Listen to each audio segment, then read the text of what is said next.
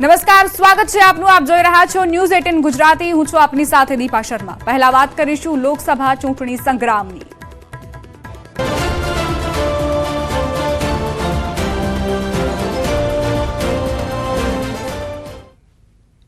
લોકસભાની ચૂંટણી અંગે સૌથી મોટા સમાચાર પ્રાપ્ત થઈ રહ્યા છે. આવતીકાલે બપોરે 3 વાગે ચૂંટણીની જાહેરાત થશે. આવતીકાલે લોકસભા ચૂંટણીની તારીખોનું એલાન કરવામાં આવશે.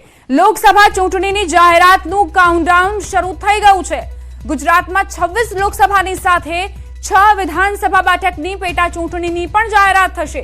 આવતીકાલે 6 બેઠકની પેટા ચૂંટણીની પણ જાહેરાત થશે. વિધાનસભાની વિસાવદર, વાઘોડિયા, પોરબંદર બેઠક હાલ ખાલી છે. વિધાનસભાની ખંભાત, વિજાપુર, માણાવદર બેઠક હાલ ખાલી છે. એટલે લોકસભાની 26 બેઠક ગુજરાતની અને સાથે જ 6 વિધાનસભા બેઠક જેની પેટા ચૂંટણીની તારીખોનું એલાન કાલે થશે.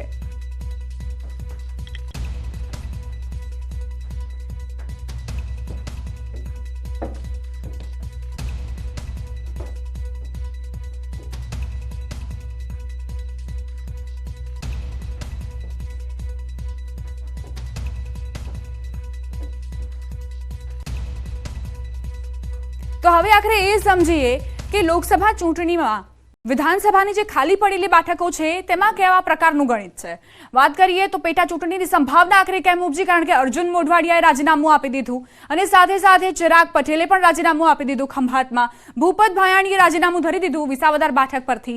અરવિંદ લાડાણીનું પણ રાજીનામું છે માણાવદર બેઠક પરથી. સીજે ચાવડાએ વિજાપુરથી રાજીનામું આપી દીધું અને સાથે જ હવે આ 6 જે બેઠક છે તેની ઉપર પેટા ચૂંટણીનું આયોજન કરવામાં આવશે અને તેનું પણ એલાન કાલે જ સંભવ છે બપોરે 3 કલાકે. એટલે લોકસભાની જે ચૂંટણીનું એલાન થશે સાથે સાથે આ બેઠકો પર પણ એલાન કરવામાં આવશે કે આખરે કઈ રીતે તેની ઉપર આયોજન કરવામાં આવશે. સંભવતઃ એક જ ચરણમાં લોકસભાની 26 બેઠકો પર એટલે ગુજરાતની 26 બેઠકો પર એલાન સંભવ છે અને સાથે સાથે જે વિધાનસભાની પેટા ચૂંટણી છે તે પણ તે જ દિવસે આયોજન કરવામાં આવે તે પ્રકારનું આયોજન હોઈ શકે છે.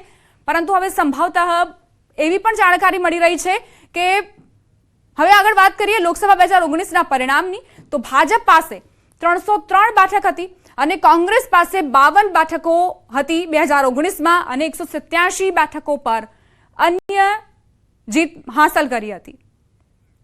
અમારા સંવાદદાતા પ્રણવ જોડાઈ ગયા છે વધુ જાણકારી સાથે. પ્રણવ, કાલે બપોરે 3 કલાકે ચૂંટણી કમિશનર જાહેરાત કરી શકે છે.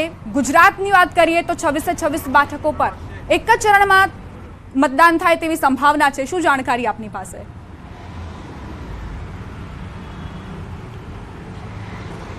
ચોક્કસ આવતીકાલે બપોરે 3 કલાકે ચૂંટણી પંચ છે તે પત્રકાર પરિષદ કરશે અને આવતીકાલથી જ સમગ્ર દેશની અંદર આચારસંહિતા છે તે લાગુ થઈ જશે. કારણ કે જે રીતે માહિતી મળી રહી છે કે આવતીકાલે ચૂંટણી પંચ પ્રેસ કરશે તેની અંદર ભારત અને સાથે જ જે અન્ય વિધાનસભાની પેટા ચૂંટણીઓ છે તેને લઈને પણ એ તમામ જે છે તેના ઇલેક્શન છે તે જાહેર કરશે.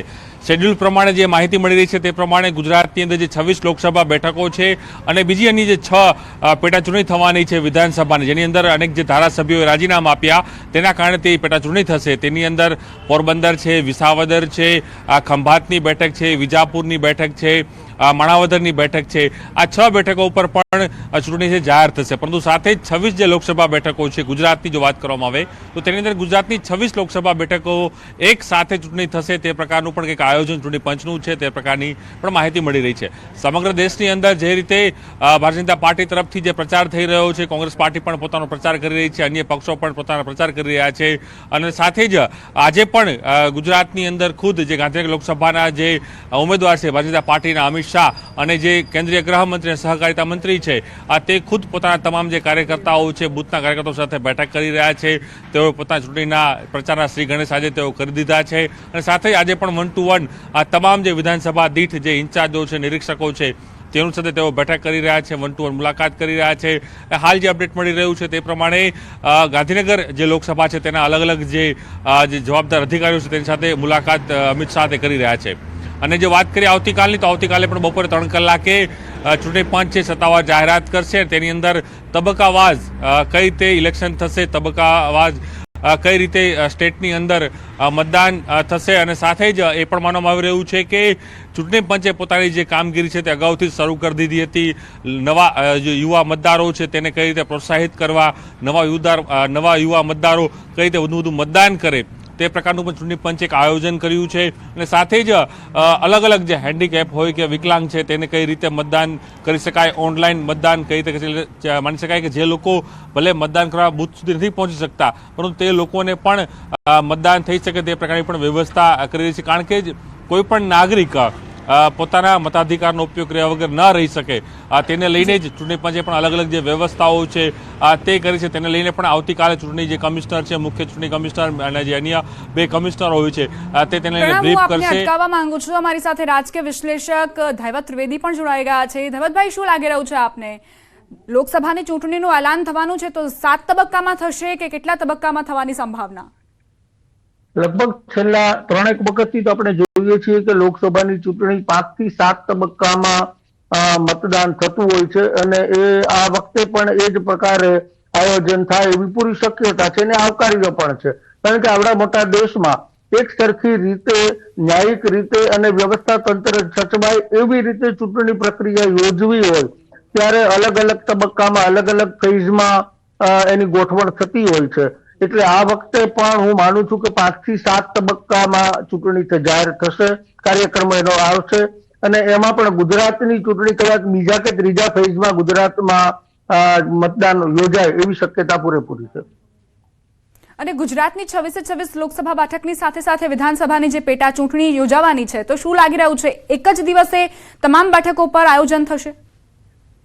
એ તો સંપૂર્ણપણે એવું થશે જ્યારે લોકસભાની ચૂંટણીના દિવસે જ વિધાનસભાની ચૂંટણીનું પણ મતદાન હશે. જે બેઠકો ખાલી પડી છે અને જ્યાં પેટા ચૂંટણી યોજાવાની છે, વિસાવદર, પોરબંદર વગેરે બેઠકો જ્યાં કોંગ્રેસના ધારાસભ્યો રાજીનામા આપ્યા છે એ દરેક બેઠકો ઉપર પેટા ચૂંટણી પણ લોકસભાની ચૂંટણીના દિવસે જ યોજાય. આવું ભૂતકાળમાં પણ થયેલું છે. એટલે 2 અલગ ચૂંટણી, લોકસભાની એક દિવસ હોય, વિધાનસભાની બીજા દિવસ હોય એવું શક્યતા બિલકુલ નથી અને એ બંને વિધાનસભાની પેટા ચૂંટણી અને લોકસભા બંનેનું મતદાન એ જે તે બેઠકો પૂરતું એક જ દિવસે રહે એવી પૂરી શક્યતા. ધૈવતભાઈ, અમારી સાથે જોડાયેલા રહેજો આપ, આગળ પણ જાણકારી લઈશું.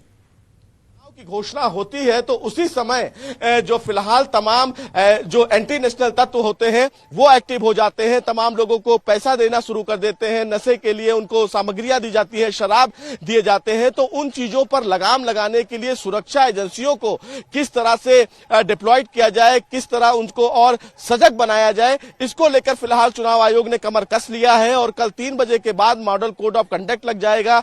तो जितनी सरकारी योजनाएं हैं उन पर तत्काल रोक लगा दी जाएगी कि कोई घोषणा न की जाए। और चुनाव आयोग ने इससे पहले तमाम राजनेताओं को भी फिलहाल ये अल्टीमेटम दे दिया है कि चुनावी भाषण के दौरान अपनी भाषा तो चूंटणी कमिश्नर काले 3 वागे ऐलान करशे, परंतु त्यारे ए समजवानी पण जरूर छे के देशभरमा घणा एवा राज्योमां जे संवेदनशील विस्तारो छे त्यां केवी रीते सुयोजन रीते चूंटणीनुं आयोजन थाय जेथी कोई पण अनिच्छनीय घटना न बने। अने साथे घणी वखत एवुं पण बनतुं होय छे के मतदारोने आकर्षवा माटे, રીઝવવા માટે લાલચ આપવામાં આવતી હોય છે, તેના ઉપર પણ રોક લગાવવા સુરક્ષા એજન્સીઓની ડિપ્લોયમેન્ટ પર ધ્યાન આપવામાં આવશે। અમારી સાથે રાજકીય વિશ્લેષક ધૈવતભાઈ જોડાયેલા છે। ધૈવતભાઈ, ગુજરાતમાં તો એવા ઓછા જ વિસ્તાર હશે કે જે સંવેદનશીલ વિસ્તારમાં આવતા હશે, અન્ય રાજ્યોની વાત કરીએ તો ત્યાં જેમ કે યુપી છે, ખૂબ જ મોટું રાજ્ય છે, તો ક્ષેત્રની ભૌગોલિક ક્ષેત્રની દ્રષ્ટિએ પણ ત્યાં મેનેજમેન્ટ કરવું થોડું ટફ રહેતું હશે, તો એવા રાજ્યોની અને ગુજરાતની એ વિશે આપ કેવી રીતે મૂલવો છો સુરક્ષા એજન્સીઓની કામગીરીને? બનશે આ વખતે અત્યારે જે પરિસ્થિતિ, વર્તમાન પરિસ્થિતિના સંદર્ભમાં જોઈએ તો ખેડૂત આંદોલનથી પ્રભાવિત જે રાજ્યો છે ત્યાં અને સીએએ નો વિરોધ કરી રહેલા બંગાળ અને પૂર્વોત્તરના રાજ્યો છે ત્યાં એ ચૂંટણી પ્રક્રિયા ન્યાયિક રીતે યોજાય એ થોડું પડકારજનક બનશે, પરંતુ બાકીના દેશમાં એવી સ્થિતિ નથી। હા, કેટલીક બેઠકો એવી ચોક્કસ દરેક વખતે હોય છે જ્યાં જે સંવેદનશીલ મનાય, જ્યાં બાહુબલી ઉમેદવારો હોય અથવા તો એ પ્રકારના તત્વોનું જોર વધારે હોય એવી બેઠકો ઉપર ચોક્કસપણે માહોલ તંગ રહેતો હોય, પરંતુ એકંદરે આ ખેડૂત આંદોલન પ્રભાવિત રાજ્યો હરિયાણા, પંજાબ અને કંઈક અંશે બંગાળ, અને બંગાળમાં દર વખતે ચૂંટણી લોહિયાળ અને હિંસક બનતી જ રહી છે. આ વખતે ત્યાં સીએએ નો મુદ્દો પણ છે. આસામમાં પણ સીએએ નો બહુ વ્યાપક વિરોધ થઈ રહ્યો છે. પૂર્વોત્તર રાજ્યો પણ દર વખતે સંવેદનશીલ મનાતા રહ્યા છે. એટલે એટલા બેલ્ટ પૂરતી ચૂંટણી પંચ માટે ન્યાયિક ચૂંટણી યોજવી એ મોટો પડકાર બની રહેશે. પરંતુ બાકીના ભારતમાં એવી મોટી તંગદિલી સર્જાય. અને ધૈવતભાઈ, શું મેમાં આ ચૂંટણીનું આયોજન થશે? ગુજરાતની વાત કરીએ, અથવા તો એપ્રિલની એન્ડિંગમાં સંભવતઃ બીજા કે ત્રીજા ચરણમાં આયોજન થઈ શકે છે. શું લાગી રહ્યું છે આપને? મેં પહેલા જ કીધું એ પ્રમાણે ગુજરાતમાં લગભગ ત્રીજા તબક્કામાં ગુજરાતમાં મતદાન આવે એવી શક્યતા છે. અગાઉ 2019માં પણ આ પરિસ્થિતિ હતી, ત્યારે ગુજરાતમાં બીજા તબક્કામાં મતદાન હતું. 2014માં ત્રીજા તબક્કામાં ગુજરાતમાં મતદાન થયેલું હતું.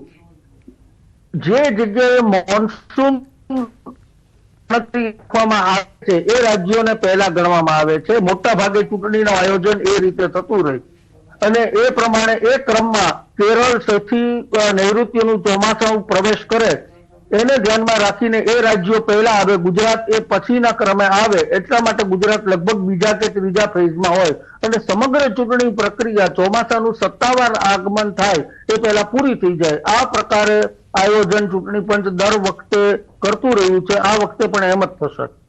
અને ધૈવતભાઈ, શું લાગી રહ્યું છે, જેમ કે અલગ અલગ ઝોન છે, સૌરાષ્ટ્ર, ઉત્તર ગુજરાત, દક્ષિણ ગુજરાત, કચ્છ, તો અલગ અલગ તબક્કામાં આયોજન કરવામાં આવશે કે પછી એક જ તબક્કામાં તમામ જિલ્લાઓને આવરી લેવામાં આવશે? 26 બેઠકોને આવરી લેવાશે? એ આપણે જૂનો ભૂતકાળ જોઈએ તો 2 વખત એવું બન્યું છે કે આખા ગુજરાતમાં અલગ અલગ બેઠકોની અલગ અલગ દિવસે મતદાન થયું હોય, એવું પણ બન્યું છે. એટલે આ વખતે શું બનશે એ કહેવું અનિશ્ચિત ગણાય, કારણ કે ચૂંટણી પંચ કયા માપદંડથી આયોજન કરે છે એના આધારે એ નિર્ણયો લેવાતા હોય. એટલે ભૂતકાળમાં એવું પણ બન્યું છે કે ગુજરાતની અમુક બેઠકો ઉપર મતદાન એક દિવસે હોય, અમુક બેઠકો ઉપર બીજા દિવસે થયું હોય, અને એવા પણ કિસ્સા છે 2019 દિવસે 26 ઉપર 2014માં મતદાન થયું હતું. એના 2005માં પણ ગુજરાતમાં 2 તબક્કામાં મતદાન થયેલું હતું. એટલે આ વખતે કયા આયોજન થાય છે એ પ્રમાણે ચૂંટણી પંચ કઈ રીતે નિર્ણય લે એ આપણે ન કહી શકીએ, પણ આપણું અનુમાન એવું માની શકાય કે 26 બેઠકો ઉપર એક જ દિવસે જો ગુજરાતમાં મતદાન હોય એ દિવસે એ ફેઝમાં જો રાજ્યો, મોટા ભાગે ચૂંટણી પંચ એવી રીતે આયોજન કરતું હોય છે કે એક ફેઝમાં 70 થી વધારે બેઠકો ન આવે. કે જો એ આંકડામાં જો ગુજરાતની બેઠકો 26 બેઠકોનો ટોટલ બાકીના રાજ્યોની સાથે 70 જેટલો થતો હશે તો ગુજરાતમાં પણ એક જ દિવસમાં તમામ બેઠકોનું મતદાન યોજાય એવી શક્યતા. ધૈવતભાઈ, આપ અમારી સાથે જોડાયેલા રહેજો. આગળ પણ ચર્ચા કરીશું તમારી સાથે તારીખોના એલાનને લઈ.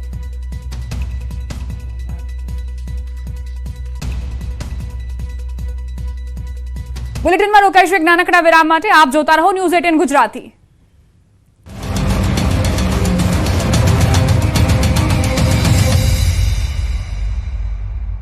लूबी पम्प्स, फ्लो नहीं फोर्स।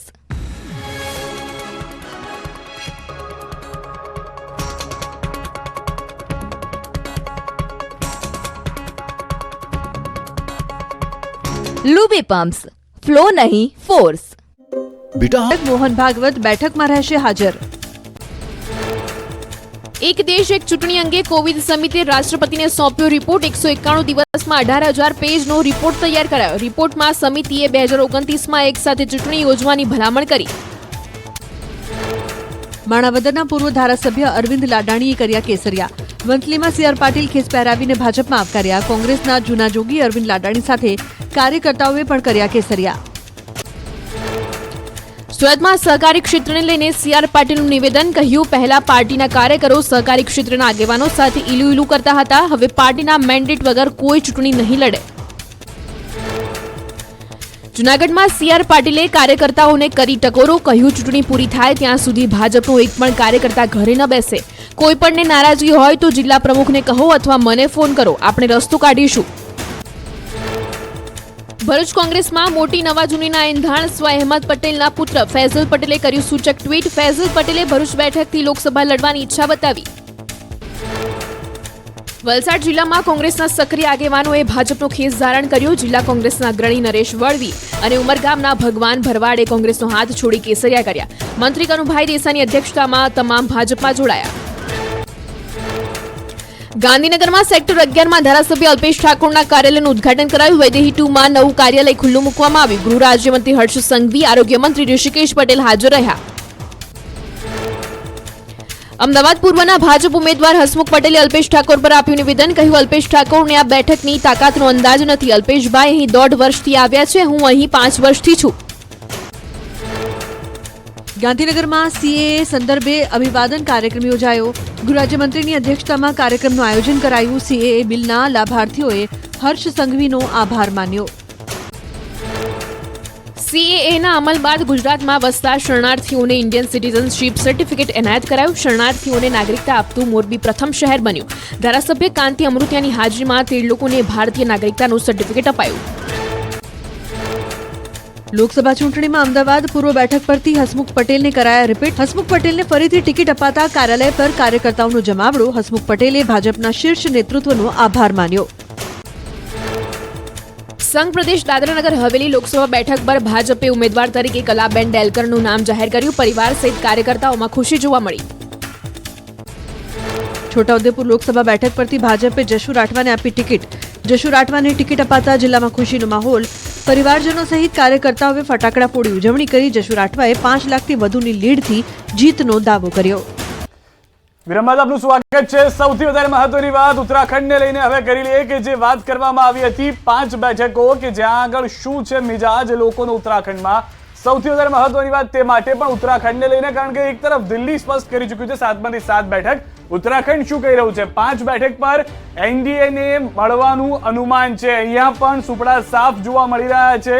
ઇન્ડી ગઠબંધનના ઇન્ડિયાના અહીંયા પણ એ જ પરિસ્થિતિની સામનો કરવો પડી શકે છે ઉત્તરાખંડની અંદર. પાર્થિવભાઈ, ફરી એક વખત એ જ સવાલ, કારણ કે દિલ્હી પણ નજીકમાં, દિલ્હીમાં પણ એવું કીધું હતું કે 7માંથી 7 બેઠક જે છે તે એનડીએને, અહીંયા પણ 5માંથી 5 બેઠક. ભલે તમે 2019 કરતા સારા પરિણામ તરફ. હું સિદ્ધાર્થભાઈ, હું કંઈક કહીશ તો પાછા રાજકીય વિશ્લેષકને ખોટું લાગશે કે ખોટું બોલે છે. તમે એક જ તે સાચા ભાઈ, બાકી તો બધા જૂઠા, ઇન્ક્લુડિંગ ન્યૂઝ ચેનલનો રિપોર્ટ ખોટો, ન્યૂઝ ચેનલનો સર્વે ખોટો. ઠીક છે, it is hate, it is I mean ભાઈ, ઇટ ઇઝ હાઈટ. ના તમે જે એલિગેશન આપો છો ને, મુખડા દેખો દર્પણ में, મુખડા દેખો દર્પણ में, પોતે કેટલા દૂધના ધોયેલા છે, પોતે કેટલા દૂધના ધોયેલા છે એ જોવો. તમે કેટલું જૂઠું બોલો છો, કેટલું જોરથી બોલો છો, કેટલું ભારત દેશ વિરોધી બોલો છો, કેટલું ભારતીય વિરોધી બોલો છો. પેલા મોઢું તો જોવો તમારું કાચમાં. ઉત્તરાખંડ ક્યારે વિરોધી બોલે તમે? તમે અત્યારે બોલો છો આ શું ભારત દેશ વિરોધી કયો શબ્દ બોલે? ભારત દેશ વિરોધી તમે શબ્દ બોલ્યો. આ જુઠ્ઠાનું કઈ રીતે ચાલે? ભારત દેશની વાત, ભારત દેશ માટે આ ભારતીય બલિદાન આપ્યા છે. આ પ્રમાણનો જુઠ્ઠો ભાજપનું લેબલ મંદિર વિરોધી વાત કરે, વિશ્લેષણ વિરોધી વાત કરીને આવે.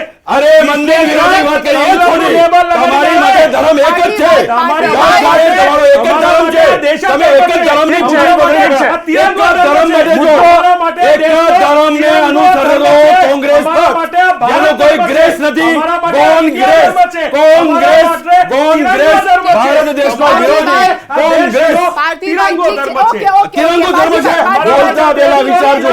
હવે તિરંગા વિરુદ્ધ બોલશો નહીં, તમને આખી દુનિયા જાણે છે.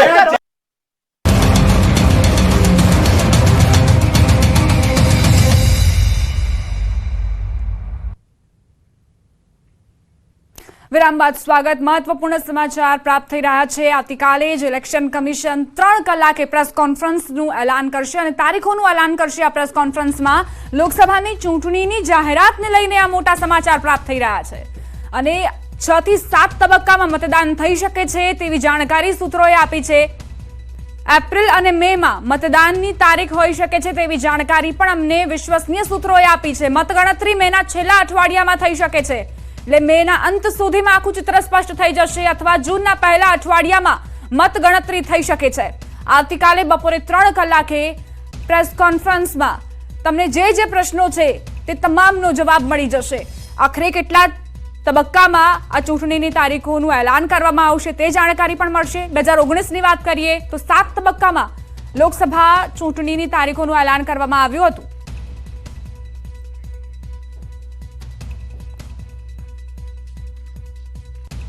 તો 2019ની હવે વાત કરીએ કે 2019માં 7 તબક્કામાં જે ચૂંટણી યોજવામાં આવી હતી અને તેમાં 7 એપ્રિલ 2014 થી ચૂંટણીની તારીખ યોજવામાં આવી હતી. 16 મે 2014ના રોજ પરિણામ આવ્યા હતા. 2019 લોકસભા ચૂંટણી જે 7 તબક્કામાં યોજવામાં આવી હતી.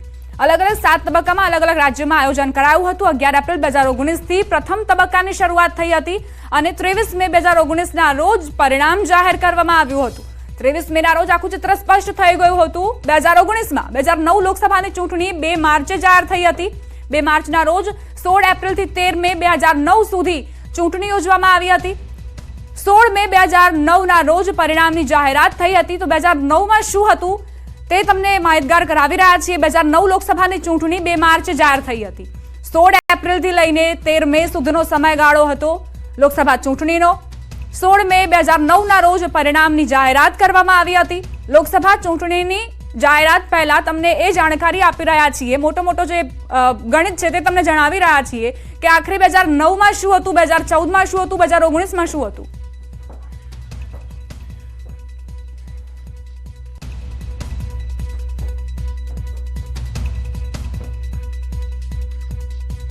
તો 2019માં કઈ બેઠકો કયા પક્ષને ફાળે આવી હતી તે પણ સમજવાનો પ્રયત્ન કરીએ.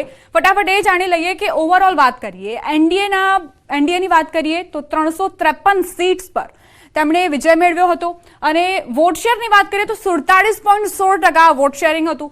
યુપીએની વાત કરીએ તો 129 બેઠક પર તેમણે જીત મેળવી હતી અને વોટ શેરની વાત કરીએ 30.34% 2019માં યુપીએનો વોટ શેર હતો.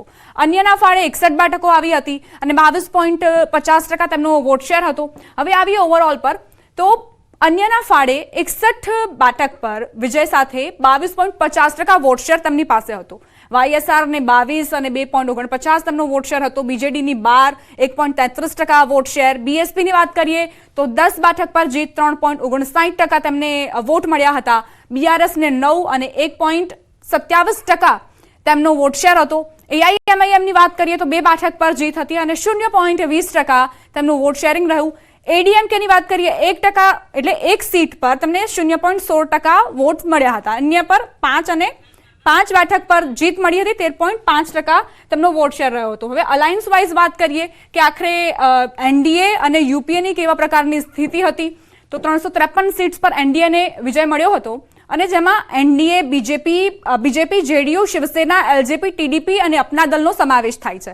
હવે સીટ્સની વાત કરીએ તો બીજેપીને સૌથી વધુ 303 સીટ્સ પર વિજય મળ્યો હતો અને વોટ શેરની વાત કરીએ 37.41% વોટ શેર અને 16 બેઠક પર જેડીયુની વાત કરીએ તો જેડીયુને 16 બેઠક પર જીત મળી હતી. 1.48% તેમનો વોટ શેર હતો. શિવસેનાની વાત કરીએ 13 બેઠક પર તેમણે જીત મેળવી હતી અને 1.67% તેમને વોટ્સ મળ્યા હતા. એલજેપીને 6 બેઠક પર જીત મળી હતી અને 0.53% તેમને વોટ્સ મળ્યા હતા. તો આ આખું ગણિત છે 2019નું. હવે 2024ની જ્યારે ચૂંટણી યોજાવા જઈ રહી છે ત્યારે અલગ પ્રકારનું ગણિત જોવા મળશે. આગળ પણ તમને માહિતી આપતા રહીશું અને લોકસભા ચૂંટણીની જાહેરાત જ્યારે થશે તેને લઈને પણ તમને જાણકારી આપતા રહીશું. હવે નજર કરીશું ટોપ 3 ન્યૂઝ પર.